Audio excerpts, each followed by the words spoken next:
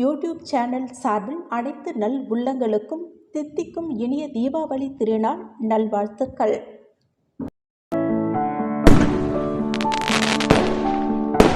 புதுச்சேரியில் தீபாவளி பண்டிகை உற்சாக கொண்டாட்டம். பொதுமக்கள் இல்லங்களில் படையலிட்டும் பட்டாசுகள் வெடித்தும் இனிப்புகளை பரிமாறிக்கொண்டும் தீபாவளி பண்டிகையினை வெகு விமர்சையாகவும் உற்சாகத்துடனும் குடும்பத்தினருடன் கொண்டாடி மகிழ்ந்தனர். மேலும் பெண்கள் விரதம் இருந்து கோவில்களில் தீபாவளி நோன்பு எடுத்து வழிபாடு செய்தனர்.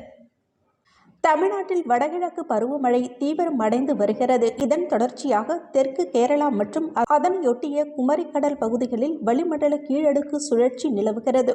மேலும் தென்கிழக்கு அரபிக்கடல் மற்றும் லட்சத்தீவு பகுதிகளில் நிலவிய தீவிர காற்றழுத்த தாழ்வு பகுதி அதே பகுதியில் நீடிக்கிறது. இது மேற்கு வடமேற்கு திசையில் நகர்ந்து காற்றழுத்த தாழ்வு மண்டலமாக வலுப்பெறுகிறது. இது தவிர வங்கக்கடலில் வடகிழக்கு பருவமழை தொடங்குகிறது.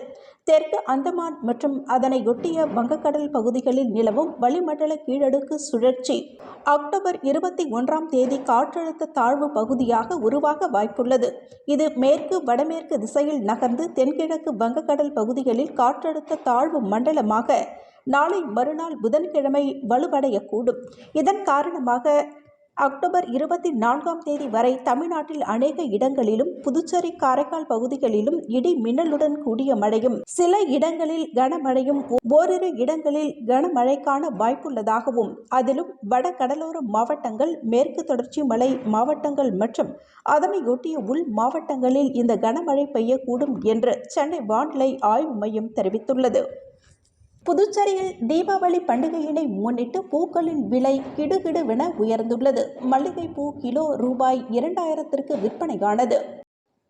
புதுச்சேரியில் இளைஞர்களுக்கு வேலை வாய்ப்பை உருவாக்கும் வகையில் பிரபல IT நிறுவனம் விரைவில் தொடங்கப்படும் என்று அமைச்சர் நமச்சிவாயம் தெரிவித்துள்ளார். கொரியர் நிறுவன பெயரில் குறுஞ்செய்தி அனுப்பி புதுவையைச் சேர்ந்த நபரின் செல்போனிற்கு வந்த ரகசிய எண்ணை பெற்று அவரது வங்கிக் கணக்கில் இருந்து ரூபாய் 1,00,000 மோசடி செய்யப்பட்டுள்ளது. இதுகுறித்து சைபர் கிரைம் காவல்துறையினர் தீவிர விசாரணை. புதுச்சேரி காரைக்காலில் வடகிழக்கு பருவமழை தொடங்கி மழை பெய்து வருகிறது. இந்நிலையில் மன்னார் வளைகுடா மற்றும் அதனை ஒட்டியுள்ள பகுதிகளில் நிலவும் வளிமண்டல கீழடுக்கு சுழற்சியின் காரணமாக அக்டோபர் 19 முதல் 6 நாட்களுக்கு புதுச்சேரி காரைக்கால் மற்றும் தமிழக பகுதிகளில் இடி மின்னலுடன் கூடிய மழை பெய்யும் என்று சென்னை வானிலை ஆய்வு மையம் அறிவித்துள்ளது. காவிரி நீர்பிடிப்பு பகுதிகளில் பெய்த கனமழையின் காரணமாக மேட்டூர் அணையின் நீர்மட்டம் 119 அடியாக உயர்ந்துள்ளது.